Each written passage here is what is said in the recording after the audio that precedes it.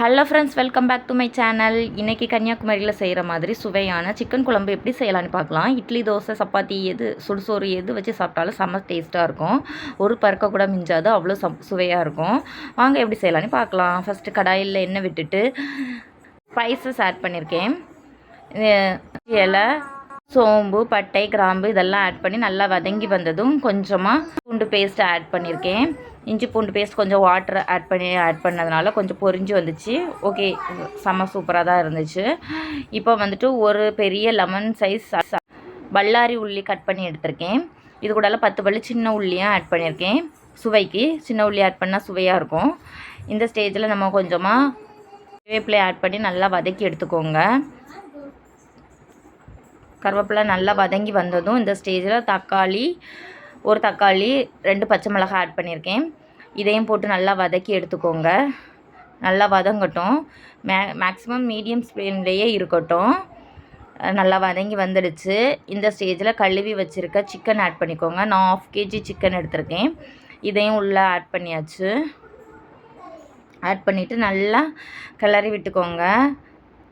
ஆனியன்லாம் நல்லா மிக்ஸ் ஆகிற மாதிரி கிளறி விட்டுட்டு ஒரு 2 மினிட்ஸ் அப்படி வச்சுடுங்க. அது சிக்கன் நல்லா தண்ணி ஊறி வரும் பார்த்துக்கோங்க.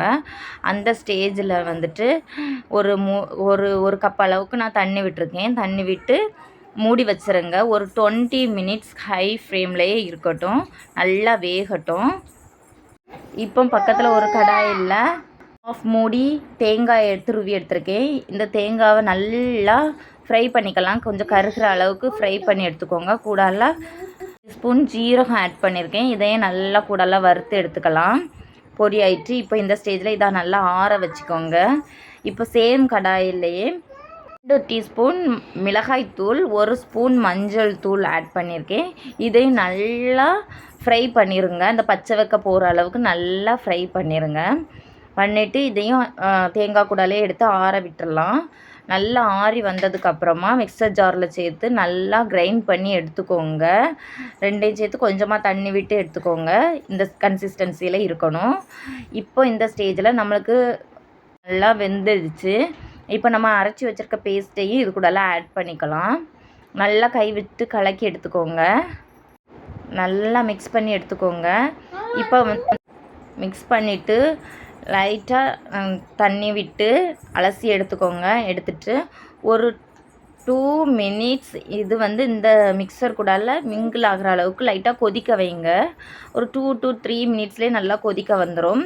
இந்த ஸ்டேஜில் நம்ம சிக்கன் மசாலா பொடி ஆட் பண்ணியிருக்கேன். மணமாகவும் இருக்கும், சுவையாகவும் இருக்கும். பின்ன தேவையான அளவு உப்பு ஆட் பண்ணிவிட்டு நல்லா கிளறி விட்டுக்கோங்க.